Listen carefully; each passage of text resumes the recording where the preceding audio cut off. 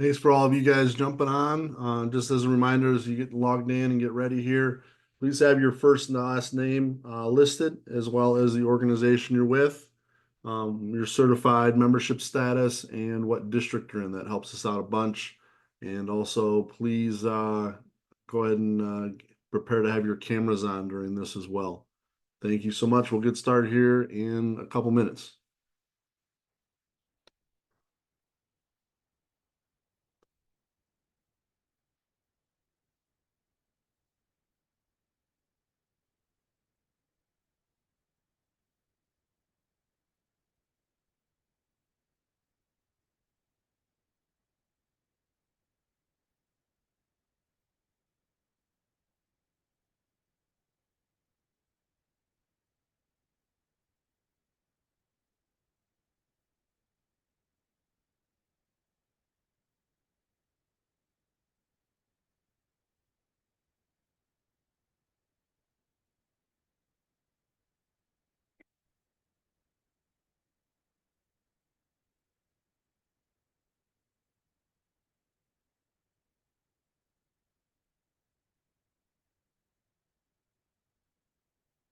All right, it's 10 o'clock, so we'll go ahead and get started.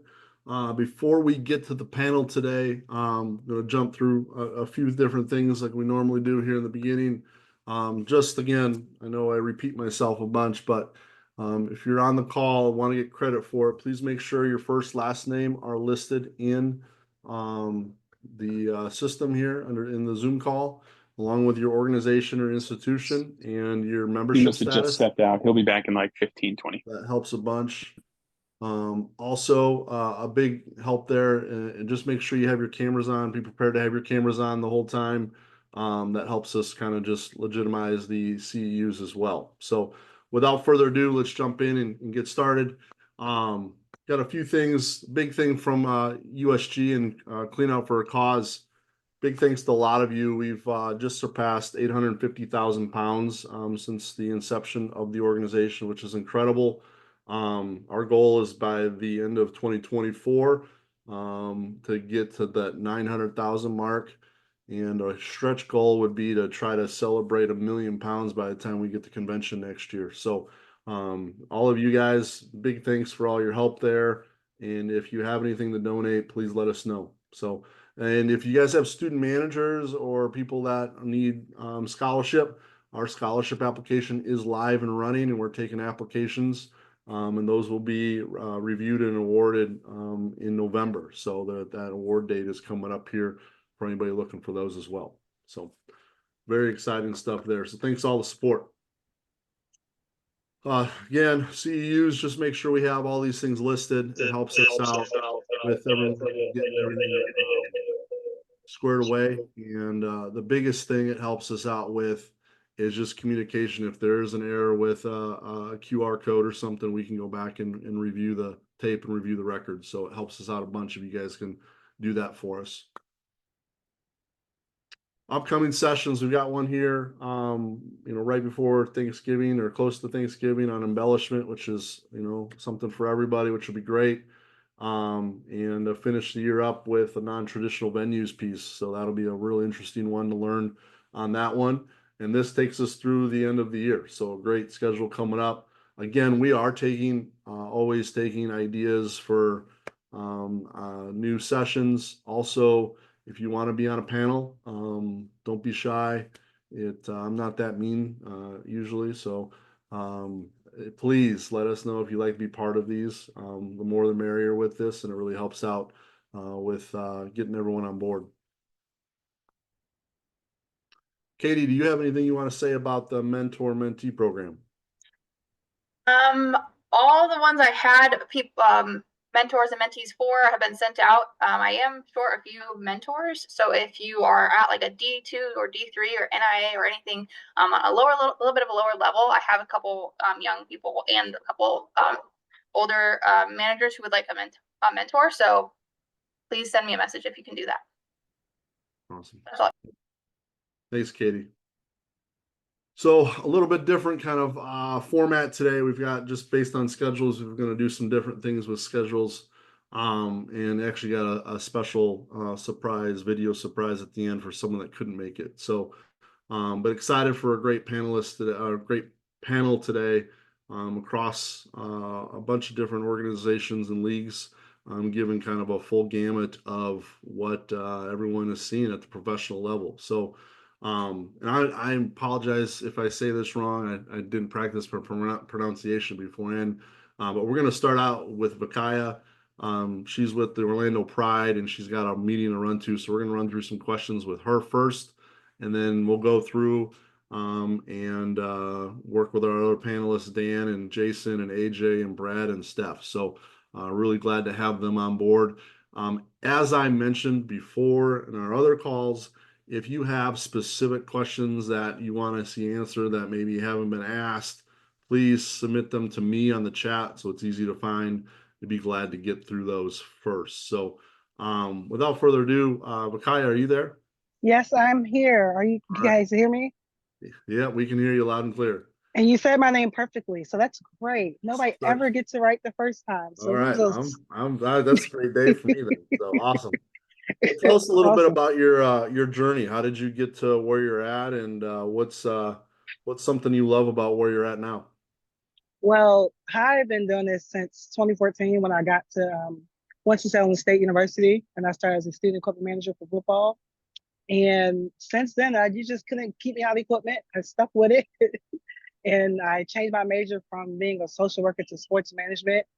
Well, I wanted to be a trainer first. Then I took anatomy, and I was like, yeah, it's not for me. I'll just get this to somebody else who's good at this stuff. So got to equipment at while getting my bachelor's, graduated in 2019. Went home. I'm originally from Bowie, Maryland in the DMV. So I stayed home for a couple months, and then I ended up getting hired at North Carolina A&T as the assistant director of Olympic sports, but I worked for football mostly. After that, during COVID, I went to go get my master's at the U because they were waiving GREs. So I took advantage of that because of COVID. So just hopped on that bandwagon really quickly. Became the student equipment manager there while getting my master's in a 12-month program. Received my master's, became one of the 40 under 40 for the NFL Football Forum, Women's Football Forum. Also was part of the Tampa Bay 40 under 40 summer they had there. And then I ended up working season position for the Browns, being the first woman in the department there. And then I did a season position for the WNBA Connecticut Sun. And then I did season position for XFL Houston Roughnecks. And then I did a contract position for Athletes Unlimited Pro Softball. Got my first not first full-time job, but a full-time job with as assistant director of equipment operations at Columbia University. And then I realized New York's very expensive. Not a fan, don't like rats or the pigeons there. And then I just got offered a better opportunity here at Orlando Pride for NWSL. First time doing soccer, but I'm in love with it. I love Orlando. There's no winter here, which I'm a big fan of. So there's no snow. And that's how I got here. I love it. I love it a lot. It's a different sport, but I just love being around sports, period, and being around a different sport like soccer. It's just like I'm learning so much from this opportunity, and I don't want to leave yet. I'm happy. I'm very happy here. That's awesome. That's the important part. Yes, sir. What are the biggest differences? You've been in a lot of different spaces and a lot of different different roles, but what's the biggest difference you notice between the college and the pro levels? From the college and pro levels, and I'd worked in different sports, but if I could start by football because I've been there most of my life. The freedom that collegiate sports have in regards to designing and ordering, like in the NFL, we can't design anything. Nike does it all. So it's just like I enjoyed the freedom we had in college. Like at A&T, we designed our own hoodies for them to wear and stuff like that. When I start working in the NFL, we didn't have that freedom to do so. We had to order whatever Nike put out there. Same with here in NWSL. Nike designs everything. We really don't have that freedom. I think that's the biggest difference for me between the two. It's just the freedom of equipment managers be able to design anything. Okay, cool. Thank you for that. We just talked about the uniforms that where you're currently at. Are you guys putting any input in those uniforms, and what's kind of and the other part, I guess, it's really interesting on the pro side is just the sizing portions, and you can talk about the NFL and the soccer piece as well with that. But I know that's a whole different ballgame as far as sizing goes Mhm. with those athletes. Could you explain that process? For sure. I'm definitely still learning as well. Mhm. I started here in June.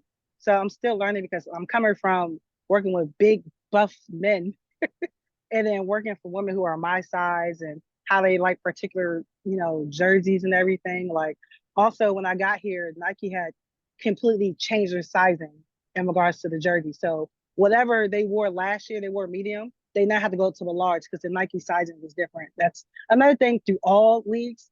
Nike is just, whew, is you win some, you lose some with them, but we love them. For the uniforms for the women, for soccer, it's just it's different because they have, parts that men don't. They have, the bust and everything. So we have to size them for that. I don't really have to size them as how I had to do for football, like with the, measuring tape. It's really easy. Just hey, try this on. Let me know what you think, because it's whatever comfortable to them because they don't have to wear pads and stuff like it's just on their body. So whatever they feel is comfortable, they just go with it. Um, I think that's is there Yeah. schedules that you have to use to determine colorways for uniforms? Yeah. Well, also, like I said, I just got here, so like they already decided that prior to me for next year, because forecasting and future orders that's already been ordered for next year. But is there a schedule? Not that I know of right now. I'm pretty sure they have to stick with the same colorway. I think for and I could be wrong, for like up to 2 years, then they switch it. Depends. I know right now one of their main concerns is with our citrus kit, the broadcast can't see the numbers. So we have to change the numbers. So now we're keeping our citrus kit, but we have to get brand new numbers because the teal they have on there can't be seen do broadcast, which makes sense because we're in the sun, it's bright. So I'm learning all these things as I go on. That's a big learning curve to have. So thank you for your information there. That was great. Of course. How do you and you can kind of talk about both experiences, of course, here, but with players and contracts, and I'm sure all the college folks on this will probably smile at this because who knows, they might come soon with this as well. But how are you managing the player athlete contracts, and how do you manage kind of who's with what, and knowing what they get and that allotment and those types of things? Yeah, right now, like I'm very good at that. Like I'm very close with all my reps. I tell people the reps are the close people you gotta be with because they get to get what you need or not. So I try to be nice to them and have a great relationship with them. How I manage it because in NWSL, what for Pride, it's Adidas sponsors, Adidas contract players, Diodora and Nike and Puma. There's so many. Rather in football, it was like you're Nike and Adidas mostly for the Browns. And how I manage it, about now that I'm the head here, I just have a whole section where it's just strictly contracted players. It's like I have a whole Excel sheet for when I need to call them because for here I'm learning the boots here. Well, cleats in other sports, but we call it boots here. I learned that, by the way. Very happy about that term. Um, they get worn out and within a month, so I have to order new boots ever so often because they get worn out so easily. And then just the side, every woman's foot is different, so it's just learning how to deal with ordering boots all the time because I had to order more than I need to. With the Browns, it was really different because like granted you have to, order cleats more than usual, but like with the Browns it wasn't as bad because they had 3 pairs in the locker, 2 detached, 1 molded. It was easy to deal with. With soccer, it's like, oh my God, they need boots every month. And I was just like, oh my goodness. So like managing that was strictly easy. I just had my separate Excel sheet, my separate, basically room for contracted players because we have so many. And then we also have, as much as we have contracted players, we have a lot of uncontracted players. So it's just dealing with that was not that hard. It's very easy for me to deal with because I'm very organized on my computer. I try to be organized, try to get better at it. So That's great. I know you got to run, Micaiah, but I appreciate you being on, and hopefully we'll get a chance to chat with you down the road. Thanks for of, chiming in. Well, of course. I'm sorry for the rush. You're good. All Thank you right, so you guys much. have Have a a good great day. day. Boy. Bye-bye. All right. Well, with our other panelists, if you haven't been a part of this before, what I'll do real quick, guys, is Dan, I'll start with you, and then we'll go to Jason and kind of work our way through the list of questions. We'll give you guys an opportunity to answer them. There might be some overlap, which is great, but just appreciate any kind of transparency you can provide. So, to start out, let's do an introduction with Dan. Great to see you here on Zoom call, Dan. Thanks for being on. Would you explain kind of where your journey has taken you and your role with the 76ers and what do you enjoy most about the role? Sure. So how's everybody doing? My name's Dan Rossi. I am the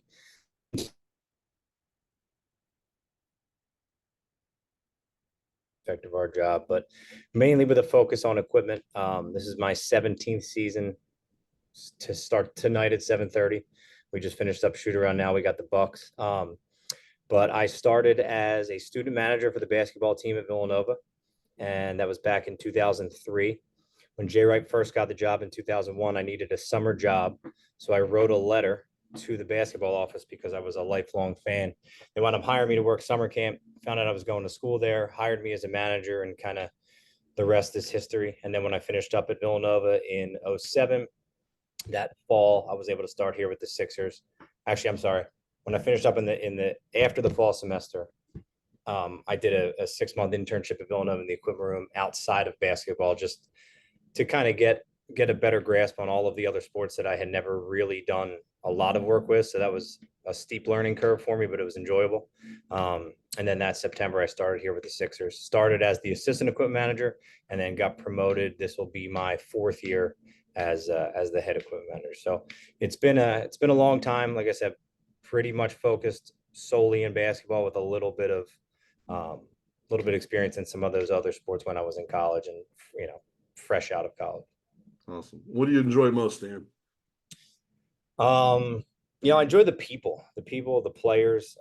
It's a very, I always say the NBA, I'm biased, but it's the best league in the world. I think we have the diversity in our league, just people from all over the world, just dealing with the players, with the coaches, to touch on a lot of stuff with the front office and, the relationships that you build up over time. I think it's really important that, especially in the locker room, you build the trust with the athlete. A lot of times the higher level of the guy, there's more people pulling them in different directions and all this different stuff. So you just want to make sure that there's someone here they can trust, someone that they know has their best interest in mind. And, when they need something, you're going to be there to help them out and put them in the best position to succeed. Awesome. Thanks, Dan. Jason, we'll go to you next, bud. Would you give us a little bit about your journey and what you love most? So started in 91 as a bat boy for the San Diego Padres. My career path is your typical Major League Baseball equipment manager. You start as a bat boy, which is essentially is an internship. It is a paid job, and they, are 10-hour days, approximately.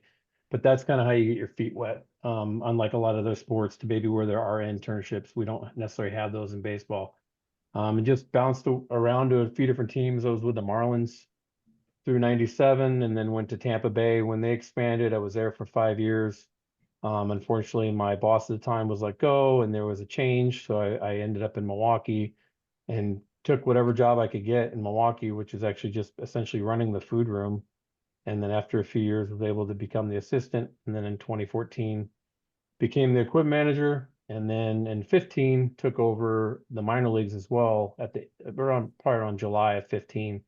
They asked me to do both, which is unique in baseball because generally you'll have a major league equipment manager and a minor league equipment manager. So I've been overseeing both of those since then.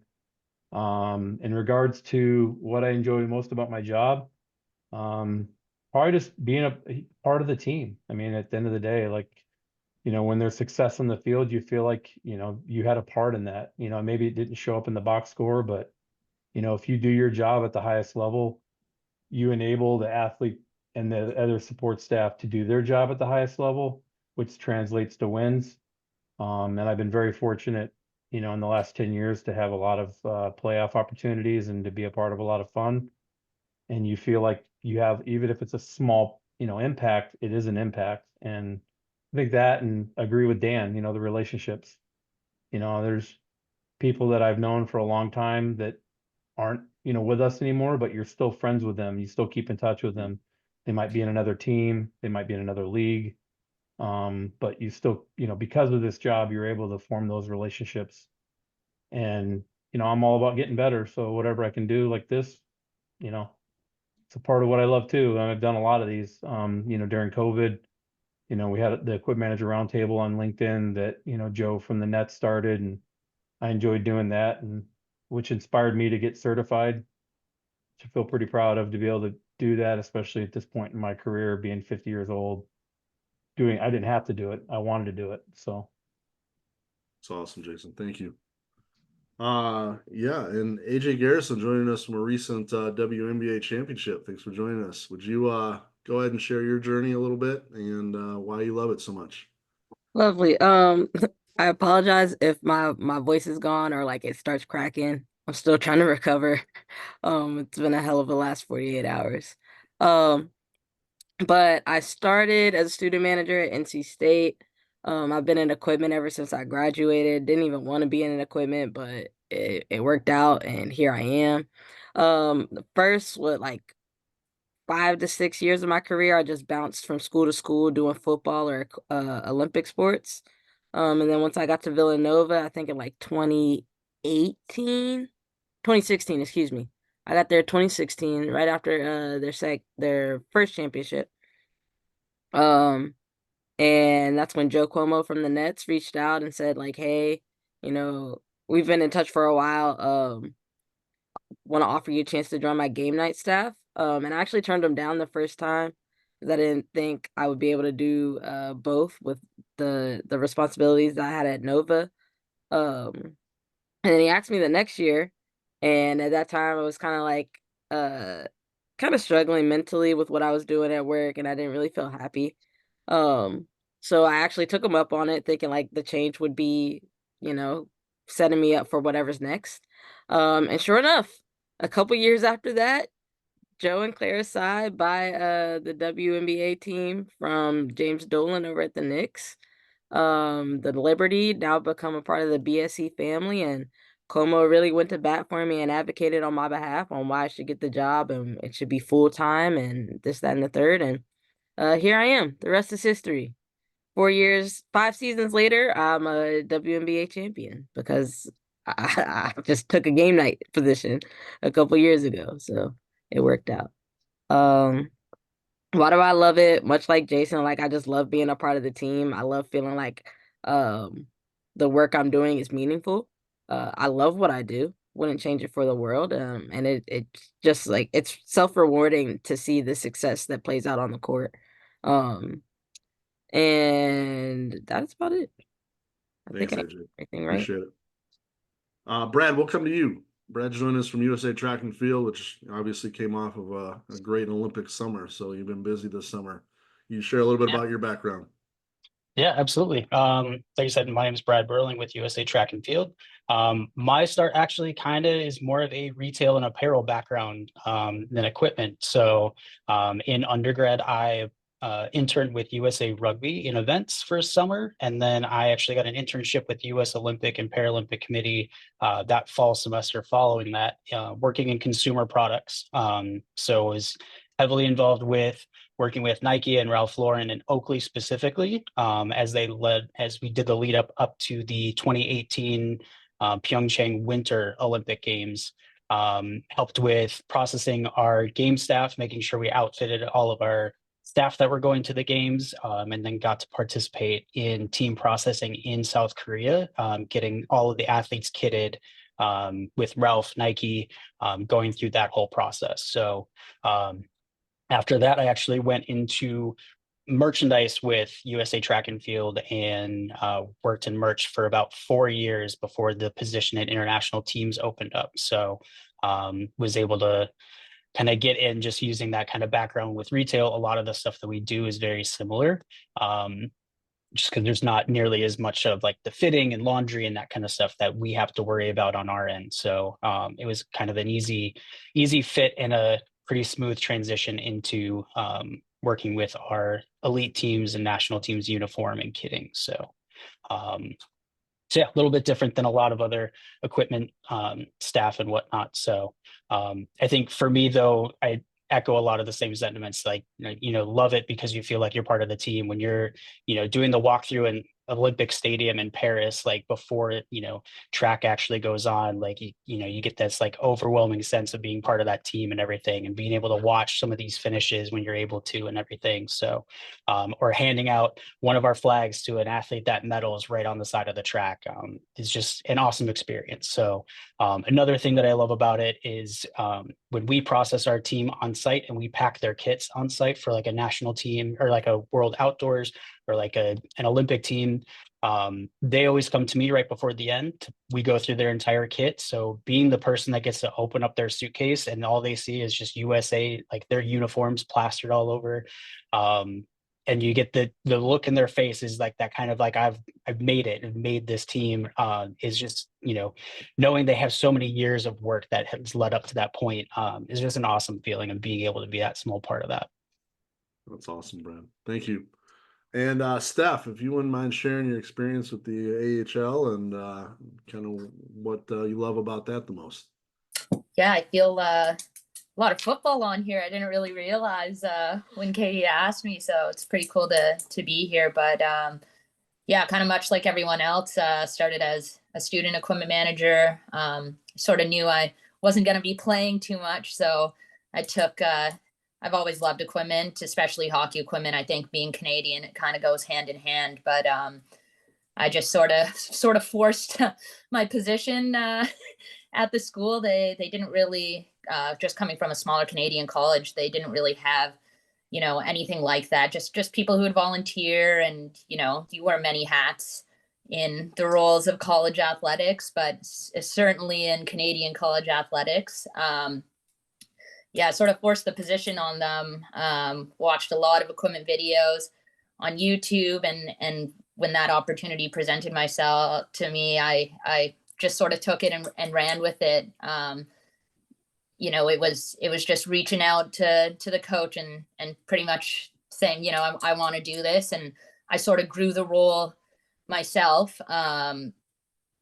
Since there was really no guideline then doing hockey there. It was sharpening, getting skates done, getting dressing room, laundry, the usual. But that sort of grew over into doing the men's team as well, since they were right down the hall from us. And hate to say it, but it was sort of almost more serious at the college level. Those guys can go on and play in the coast or the AHL. You had the odd NHL guy maybe, but that was the biggest thing, was just sort of putting myself in a position that they kind of couldn't say no to me there, which was learned a lot for sure. And then I was lucky enough when I was still doing, sort of solidified at the college level there, they made it a full-time position, and that was great. I had a friend actually reach out, the Kunlun Red Star KHL hockey team. They were getting ready to,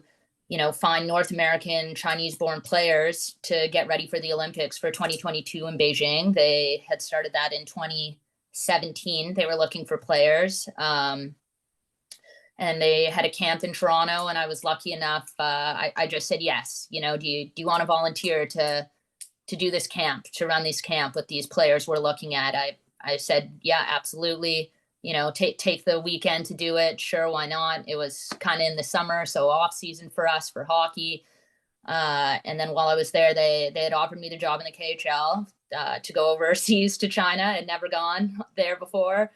And then when that happened, it's sort of they decided they were going to do a women's team as well.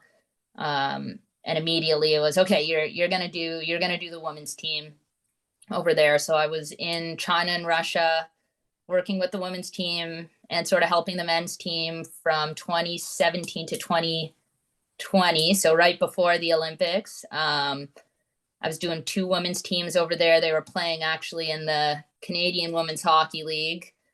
So we were traveling every 2 weeks for 2 weeks at a time from China back to North America, playing teams, in North America. and it was pretty crazy. A lot of luggage, a lot of flights, and I was lucky enough over there. You know, I was just, you know, I'd post my day to day, and you know, hockey on the women's side hadn't grown as much for sure. Now, obviously, there's a league, but yeah, I would just post my day to day, and I ended up getting the call for our KHL team. So I ended up becoming the first equipment manager, female equipment manager to work in the KHL, which was pretty cool. And then 2 days after that, I got a call from the Toronto Maple Leafs, Toronto Marlies, NHL, AHL team asking if I wanted to take the job with the Marlies. And that was sort of mid-COVID, so no season had started yet. This is December in the middle of northern Moscow when I got this phone call. So I was like, actually, I can't pick up the phone. Please FaceTime me because I have no data or no minutes here. So ended up, again, just saying yes to that and heading over back to Toronto. So kind of working for the hometown team, which was pretty special. And yeah, I guess much like everyone else said, just the favorite part is just being part of the team. I think, again, sort of echoing everyone here, you know, you do it because you love it. Everyone sort of knows the long nights, the hours that go into it. You know, especially at the pro level, there's just another level of dial it in type mentality. You know, you're getting paid to do this. So it's just being part of something just bigger. And I think, honestly, no matter where you're at, you know, if you love it, it doesn't really matter where you're at, whether you're working in pro, college, juniors. I think as long as you still love it, you just got to keep doing it. That's awesome, Steph. Thanks for the history there. That's great. Let's move on. Next question. Steph, we'll come back to you and we'll work our way back through. What's the biggest difference? I don't know how much time you've you know, or how much differences you notice in the hockey world between college and pro. But what are the biggest differences that you've seen?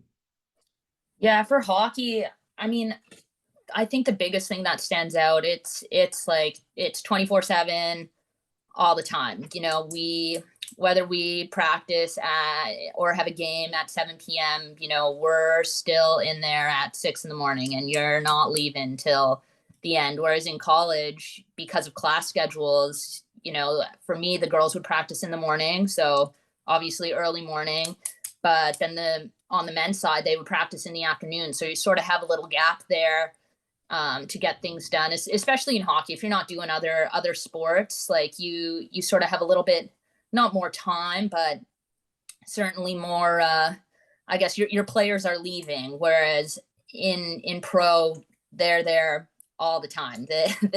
They're never leaving. They want to be there, especially us in Toronto, you know, with a lot of Americans, and Europeans, like the guys, if they don't have someone at home or a dog or a cat, whatever, they don't want to leave. They'll hang out in the lounge. They'll just hang out in the equipment room, which is great, but it's just 24/7 all the time. And for the most part with hockey, we play we play games during the week. We play midweek. So a lot of it is getting ready to go to the next city, or, you know, getting ready for a team to come in on a Wednesday or on a Tuesday, and then you'll play through the weekend. That's probably the biggest thing. You're on all the time.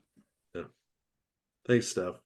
Brad, I'll come back to you. I know this will be a little different with you since you didn't have a lot of college experience, but what's the differences you notice between maybe some of your first timers versus your veterans that come through your program there?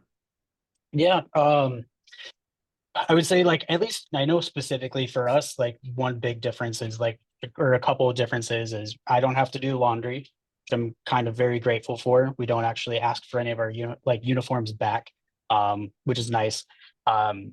We don't travel as a team. Like, we are considered a team, but we're still, like, everyone is still very much their individual athlete competing on their own as well. So a lot of the things that we do are very segmented. Athletes come and go as they need to for training and whatever for competition. I think some of the other ones, like, we have the same kit for the next 4 years now. So we change our kits every Olympics. We get a new kit, and Nike designs it. We we give them our feedback and whatnot. But I mean, essentially Nike designs it in the, the color scheme that it's going to be. And that essentially is kind of what it is, for the next 4 years. So I think that's probably one of the biggest differences there is we don't have that nearly as much say in being able to do that kind of stuff. Our sponsorship agreements and what's required by World Athletics, who's the international federation for track and field. We can't put that many sponsor logos on our stuff. We can't add extra embellishments and that kind of thing, just working within those marketing rules and stuff. So every year I have to submit our entire kit to World Athletics for approval to make sure that the size of the Nike swoosh is not more than 40 square centimeters. Not that we would be able to really fix that all that much. That, it's something that we handle on the front end with Nike and whatnot. But all of our stuff has to be approved by World Athletics before we issue anything to them. So a couple of differences there. I think the biggest one is I use the same, I work with the same uniform for all 4 years. I'm not really moving between, a softball kit versus a basketball kit and that kind of thing. So yeah, I mean, and then, obviously we have quite a few veteran athletes that make multiple teams between an indoor and outdoor, whatever else relays. A lot of times it just comes to them being able to get through processing a lot faster. I have one athlete who he'll come through and he'll be like, can you just give me more socks and another singlet, another pair of half tights, and I'm good. I don't need any extra stuff and whatnot, because we'll give them a full kit every single team that they make, because we want to make sure that they have everything, that they literally could just take that suitcase and they are good to compete. So yeah, so kind of some of the few of the differences between the two, I think. Awesome. Thanks, Brad. AJ, we'll come back to you. Yeah, so I would say the biggest difference for me, I mean, back when I was in college, I say that like it wasn't just 5 years ago, but college has definitely changed since then. Like the transfer rules were different. So for the most part, like my athletes would come in as freshmen, and most of the time they're graduating as seniors, or redshirt seniors, a few years later. Whereas on the professional side, it was definitely different. Like my first 3 years, I think there were 2 players that carried over from year 1 to year 3. So there was a huge amount of turnover there. Whereas not like now, I'm sure like with the transfer rules, colleges are probably the same way. But that was the biggest difference for me. And then like the collaboration with the different departments as well, like working with players' agents to make sure they have what they need, and then all the like business marketing type, the Fanatics and Panini and all that, like working with those people. I obviously didn't have the opportunity to work with in college because the landscape was a little different back then. But that's been the biggest adjustment for me. Otherwise, players are still the players and they come in and do their thing, and coaches are still the coaches. It's just who I'm working with that's changing. Awesome. Thanks, AJ. Jason, I know you haven't had any time in college, but I know you've worked with minors all the way through for many years, all the way through the majors. What's the biggest difference you've seen in your travels? So the biggest thing between the majors and the minors in my experience is budgets. And the major leagues generates revenue. The minor leagues essentially is just a spending component. So at the minor league level, you have, 150 plus players. At the major league level, you have 26 active and probably anywhere between, 3 and 5 that are on the injured list. So that's the big thing, is that, when we're spending money, it's a little easier to spend at the major league level because people are coming, to see these guys play, and it's generating money with sponsorships, et cetera. So for the minor league levels, we have to be a little more strict on, what we're giving the athletes versus the major league level, where maybe, in the minors, they get a hat, at the start, and, they don't have to come and give a new one back to say they need a new one, but it's not as free as when our guys at the major league level, come in and say they need a new hat or whatever they might need. It could be like, custom bat orders at the major league level, that are $150 to $180 a bat, where at the minor league level, it's more of a like pro stock standard. There's various, sizes and models, but we're not customizing, paying the extra money for those customized bats at the minor league level. So that's part of the big thing is the money component. Awesome. Thanks, Jason. And Dan, we'll finish this one up with you. I agree with Jason. I think the budget is really big going from college to the professional level. You know, Villanova, I was there pre their 2 championships, so I know that their profile has changed, and you know, their Nike deal has changed, all that good stuff. When I was there, it was more, you know, it wasn't just, you know, a guy comes in, wants X and Y, you give it to him. Whereas on the pro level, if a guy comes in looking for something, like we have it, that's why it's here. It's not a free for all. We still manage it. But that is one of the biggest differences. Like Ashley said as well, too, all the different components are big. Like each guy is kind of like his own little business, right? He's got his agent, he's got his marketing people. The higher profile of the player has his own personal manager. So there's so many different things that factor in to what they do when they hit the court, when they're on camera, when we're traveling, and when the cameras are running, what they can wear, what they can't wear. At college, it's like, this is what we travel in, this is what we come into the arena in, this is what we wear on the court, cut and dry. There was no, you know, there was less freedom. With that is my least favorite thing in the NBA is the jersey swap. And these guys just give away jerseys, whether it's to each other, you know, guys they played with. They see a fan out there. It's just kind of, you know, you could be on a 3-game trip where you're playing on a Sunday and you got to figure out a way to get another jersey done or whatever it is. So there's the players do have, I think professionally in our end, they have there's more available to them. Much more so than it was when I was working in college. Awesome. Thanks, Dan. Thanks everybody for your answers here. Jumping over to the next question. You know, what input, let's go back to kind of the uniform part. What input are you guys putting into your uniforms? How do you work with your athletes for sizing? I think that's especially with the 5 that we have here, really unique, probably for all 5 of you here. And what kind of schedule are you guys working with, either with the league or the team, to determine colorways and things like that? So Dan, we'll start with you and then head to Jason and work our way back through. So in terms of input on the uniforms, I mean, that, you know, we're placing our Nike order now for next year. All those are mainly decided, like what the brand aspect is going to be is decided on our business side. You know, our marketing folks, our branding people, they do that. I think they do a really good job. When it comes to, and I'll skip ahead, but the colorways and things like that, they still design them. We still have like our core branding, and then each year city changes. If you have a Hardwood Classic uniform, that changes. But NBA, we have locker vision. So it's like it's public facing now, but you can go on and see what we're going to wear for the first. They used to do the whole season. Now it's just the first half. So like in terms of what we're going to wear when we play in, you know, Orlando in the middle of November. So we'll work with, you know, once the schedule comes out, us in the business side will sit down. If they have a certain date that they're trying to do a theme night or trying to, they feel strongly about a uniform on a certain night, we'll script it based on the schedule, how we get, you know, if we're on a back-to-back, if we're going somewhere, if we are, you know, just what the schedule looks like. You know, so a lot of factors at play there. It's kind of like a game-to-game, case-to-case basis.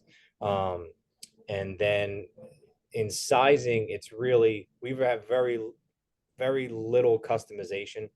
I know, I'm sure all these other sports are laughing at that, but like, we don't have to tailor pants. We don't have to hem much. Like, we have our jerseys. And if we do that, it is more for the shorts. The jerseys are the jerseys. They have extra length. We could take some length off if we have to, but we really don't have as much customization in our world as other teams do. Awesome. Thanks, Dan. Jason, would you help us out with the information with your league? So the Brewers front office was very generous with their support of my opinion when it came to a rebrand in 2020. Not that my opinion was a final say, but they were able to, you know, they listened to what suggestions that I had with the rebrand, which helped, as well as our current City Connect uniform.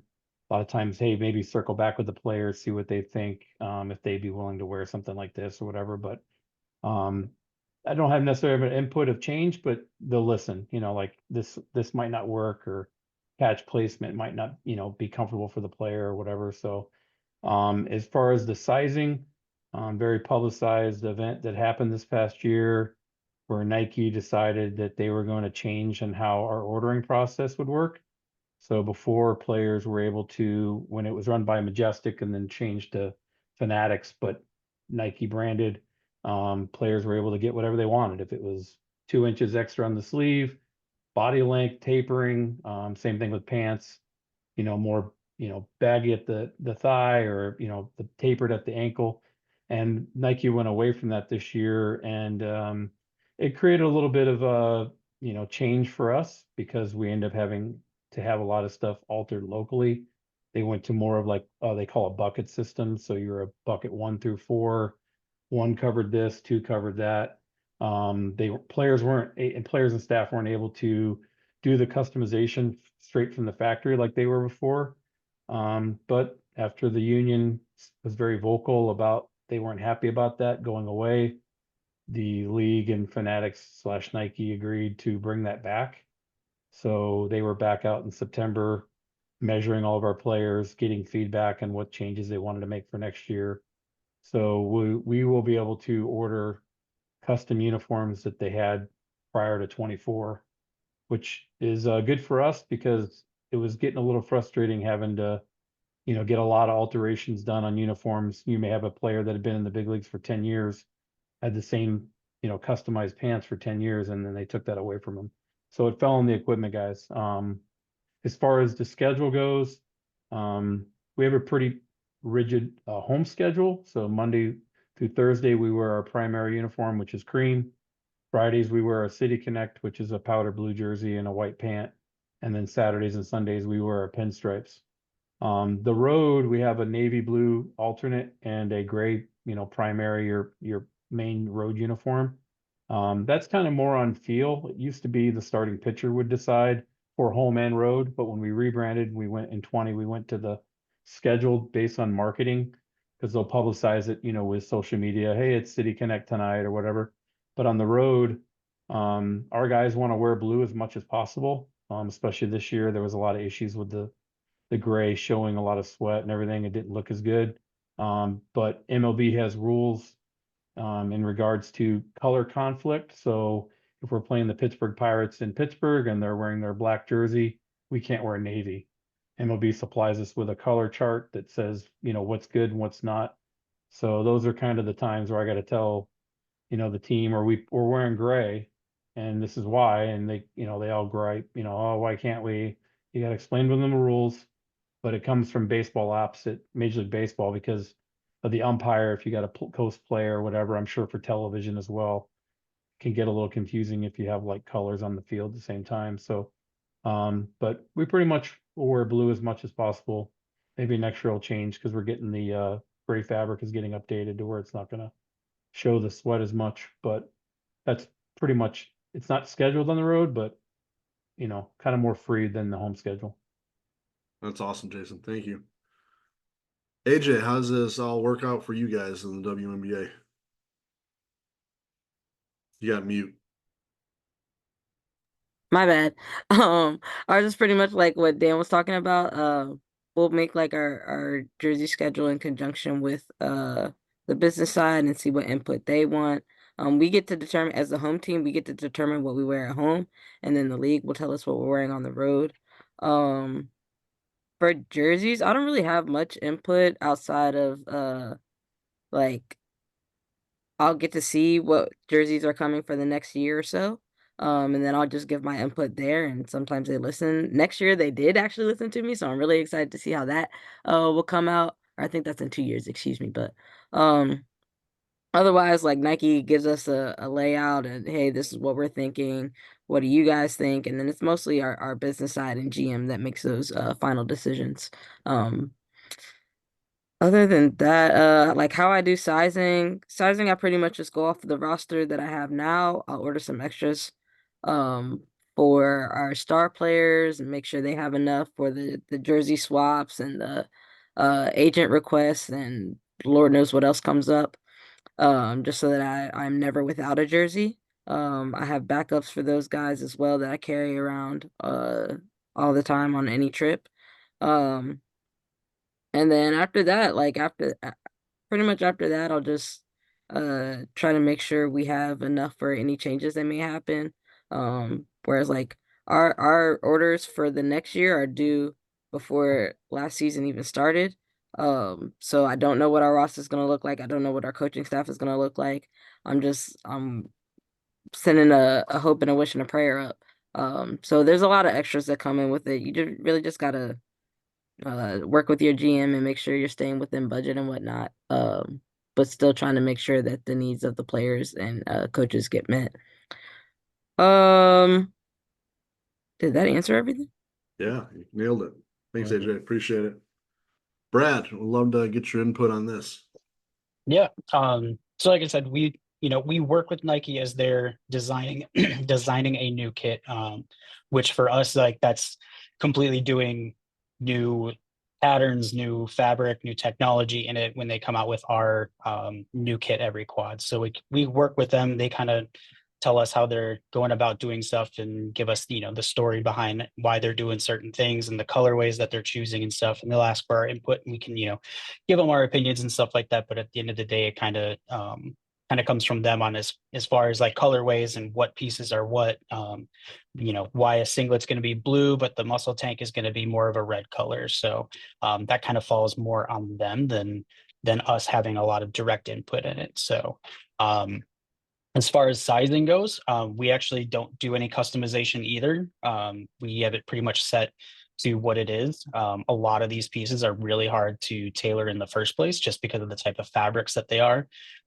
So we don't, and we also have teams that range from 8 athletes up to 140 athletes on a national team. So it's a lot of, I outfit 700 to 1,000 athletes every year, or athlete staff and whatnot. So in order to provide customization for that many people would just be a huge undertaking. So so all of our stuff is set sizes as well. So we try to, during our selection events, so like national championships and that kind of thing, we'll set up team processing. And we try to get them to try on we have every uniform piece that they could possibly need that they can try on. I basically have a set. You get so many uniforms for whatever team it is. So like a world outdoor championships team, every athlete will get 4 uniforms that they're able to use for preliminaries, semifinals, and final rounds and whatnot. So they can choose from, I think we have about 8 to 10 different items as far as uniform pieces, as far like for between tops and bottoms. And we let athletes choose what they want, what they're comfortable in. But they have the option to try on any of those pieces when they're at team processing, and we'll get their sizes down for each one of those individual pieces. So, and that's how we use that same form for when we're packing their kits on site as well. So that way we can just take, they want sprint airborne with a tight short, with a singlet and a full tight or whatnot. And we're able to pull stuff just by doing that, by having them try everything on site. So that's the best that we can do when we're on site. If we're putting together a team and we have to do it virtually and process in that way, we have Nike created an entire deck for each individual item and tried to give as much detail about each one of those pieces and how it fits, how it's sized, all of that kind of information, so that if you can at least look at that, you get an idea of what's going to fit for you. And then we'll just coordinate shipping back and forth, any exchanges and that kind of thing. So That's awesome, Brad. And Steph, let's finish up with you. Wow, hearing everyone else talk about jerseys hockey is like so boring. So boring. Honestly, obviously there are other organizations do, specialty jerseys, things like that.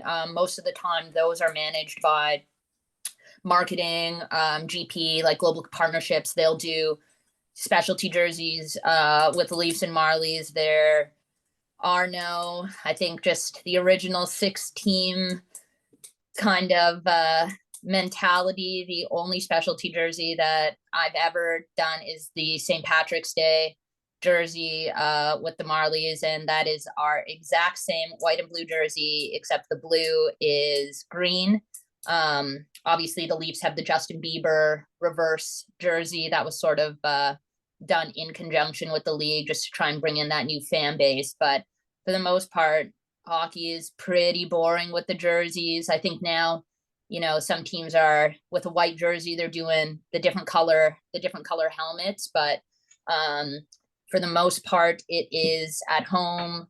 You're wearing your darks and the other team's wearing whites. And then when you go away, you're wearing your whites and they're wearing their darks.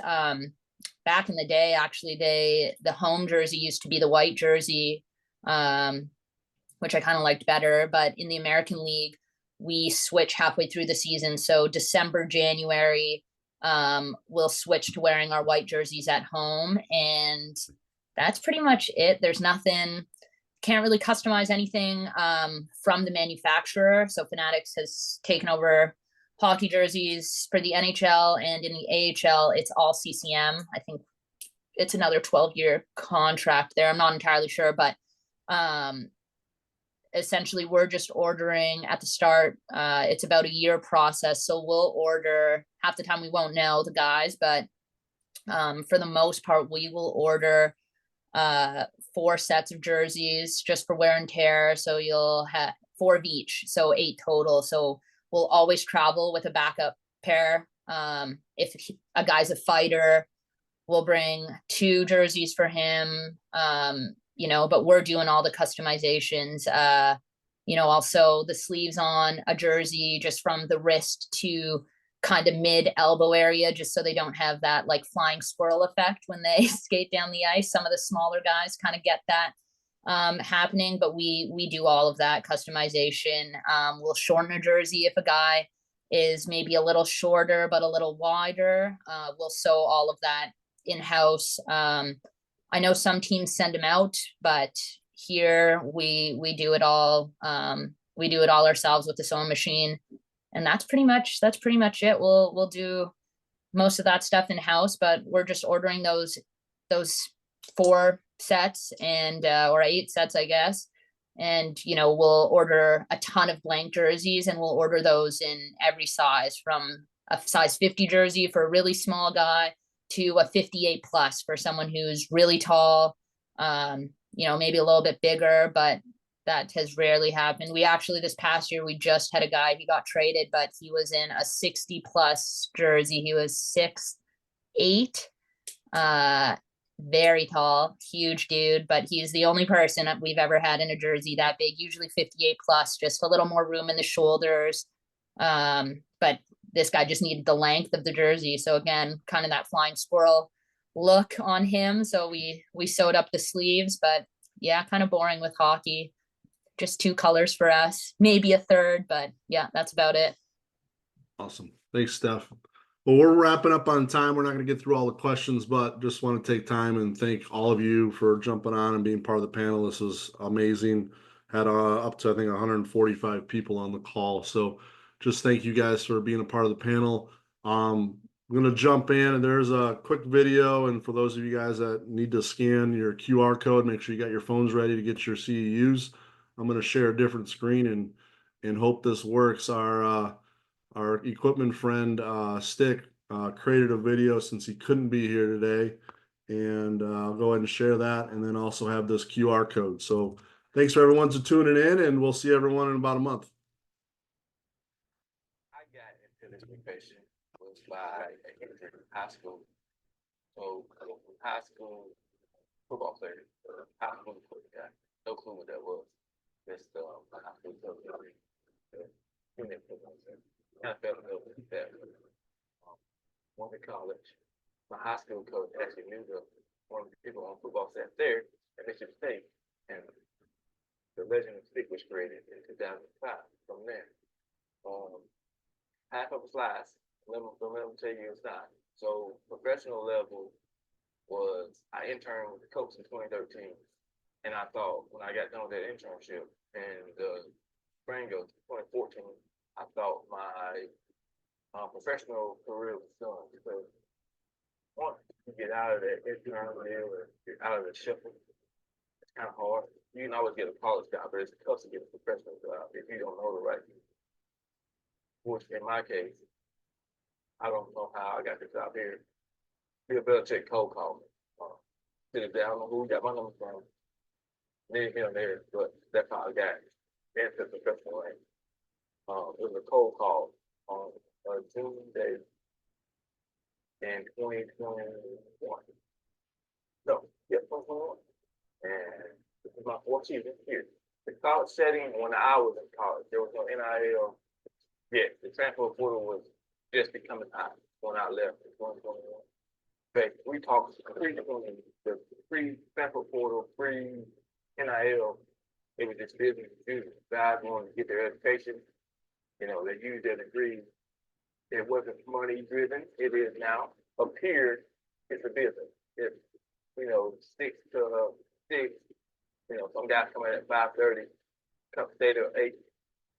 This is their livelihood. They don't do their livelihood cut. There's somebody always on the roster that can take your spot in the practice squad, or the guy behind you in the depth chart. And in college, you're the guy. But up here is what it's a business. They created it stuff. But everything is money driven up here. There's fines for everything. You miss a meeting, you're late for something, miss a church, and you're like, there's big consequences. Which in college, not so much. Because you got to play the game on Saturday. A college guy can't trade it because up here I did that. College guy can't get fined for his 10 fail to his size. The NFL guy can't. College guy can't get fined for his size.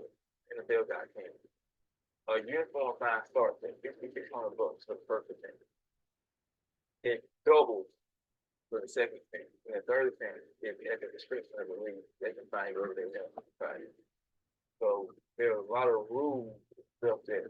NFL equipment managers have to be aware of, be able to communicate that to the player, like, hey, your stock is too low, you're gonna get fined. So in that first 90 minutes before kickoff, that pregame 90 minutes, you go out there, okay, it's free will. You might get a fine sheet that's as long as they're on. And it says, okay, it might say number 2 sock, number 36 backslash, number 81 backslash. So as soon as the ball's kicked off, you have to be an NFL compliant with all the rules. Stop pads, knee pads, dirty tucks in. They can fine you for having different color undershirt if it's hanging down lower than NFL field and not check on your game. In college, they don't care. At Mississippi State, I ran a tight shit. Like the jersey and the undershirt match. Like if it didn't match, the head coach would tell me, hey, cut it, or they had to change it. Like it's up to the especially so I would say the equipment guy and the head coach feels the same guy. You know. And so up here, individual player deals, the guy might be sponsored by Nike or Adidas. And if you're a Nike guy, like when we sign in the Nike game day, how we do all the stuff, those guys are on the list. So instead of us going into our team account, we can go into their account, we can order their cleats, their gloves, some base player stuff, and then if like if it's a special makeup guy, they can pick their cleats and pick their place that they want to go on the bottom of their the gloves are different. They just get special stuff that other regular Nike athletes do not get. Adidas guy, we just call the rep and say, hey, this is what we need, 10 colors. We ran this uniform this week, and we have the people go with it. It's the same. It's just we deal more with attraction and that agent on the other side. That's the favorite part about being put at the high level. Again, the job never changes. Just the so for 17 weeks, you may have over 200 guys coming in and out of the locker room, cut, sign in, bring that guy back, cut this guy again. It's just being organized, detailed, understanding that this is a business, it's an evolving door. Having your stuff ready to go for Sunday. We might sign a guy on Thursday. Okay, I need a Thursday, but we on the road. Do I got blanks? Do I need to call the factory? Like, how is it going? But it keeps turning your toes. But like when we're in season from like July 10th to January 8th, really to the end of July, if we're not playing in the playoffs, like those guys are. If your season ends on week 17, you're probably in the office for 2 more weeks after that, cleaning up inventory, and then you telling me people take vacation, get away from the office, like decompress, get out, and come back. It's not like college to where recruiting photos are outlawed. That's about 5% of those. But you have a work-life balance. It's football for whatever, it is, so cheers, and then you're there till April, and then you pick it up and go through June, and then you did it again for basically 3.5 weeks, and then you did it again for training camp. I think that's the biggest difference, and that's the best part about working in the NFL. You have more time to be outside of the office. So I've done soccer, I've done rowing, I've done volleyball. I cut my teeth as an Olympic sport equipment guy. And people think I'm crazy. If it wasn't for Olympic sport, probably. But I cut my teeth, college football, SEC guys. Football is first of all, but I think if I had to do it all over again, I would say full time for the Olympic guys. Olympic sports are the best. They got awesome athletes. They got more people, different coaches. Like my favorite coach of all time, I won't say a name because I don't want to upset. If you see this video, you know who you are. He's just awesome. He took care of me, I took care of her. There was never any issues. He had a problem with the call. Shout out to you, my girl. Love you. Olympic sports. I think Olympic sports probably was near and dear to my heart. If I had to not work football, it would be Olympic sports. I saw this woman dive, a national champion, like, I ain't know nothing about it. Well, what's your name? Okay, so Carolina, this sport, volleyball, soccer. I worked soccer for so many years. I still don't understand the game, but I can tell you about the food. I can tell you all about that. I don't understand it. Yeah. Football technique. I was playing twice. Yeah, that's right. This morning. Germany last year. All over. I've been in more places I probably through the game of football than I have on my own time. I would probably say internationally, even though it's a lot of work, the packing and moving all or 32,000 pounds that we travel through the different going to London, going to Germany, experiencing those like 100,000 seat stadium, and you think the college environment because it's rocking in there. Like I thought I was back in college because it was so loud, I think that'd be the international itself. It's a lot of work, but it's fun. Okay, so if I'm thinking younger members, I'm going to think like a student that's in college right now. Between your junior and senior year, it's the best time to try to jump into the game. I would just start emailing equipment guys like as soon as either their season's over, like I would say like that third weekend in January. Check the AMA website, check Indeed. A lot of people post on Indeed. I don't post, but my email is stick@patriots.com. And then it's word of mouth. Okay, like Stick ran a great training camp last year. It was awesome. It was more hands-on. A lot of the guys around the league are looking for help. It's just we get busy with the get back, or like some guys are setting the playoffs and they're not checking email. They're trying to get their team on the field to play either Saturday or Sunday. And then it's a lot of the fact that you may see a deadline that's already been missed. I mean, you probably could email the guy and say, hey, I saw it. I know it's late, but if you need somebody, here's my resume. Please keep it on file. And a lot of guys do. There's a lot of emails in my inbox right now that I keep on file just in case one of my training camp people fall through. Some guys have more training camp interns than the others. But to answer the question is to hit those guys up in between January and March. So you can get your name out there and try to get on the list when they go to school for training camp. You're at the top of it. I mean, I'm not hard to find. I'm really not. Your guy may have my cell phone number. If they don't, I'll give it to them. Like call me and text me. But I don't always answer calls, so probably their text that has stick this with such and such. I'll get back to you. But my email again is at stick@patriots.com. Not really hard. Stick@patriots.com.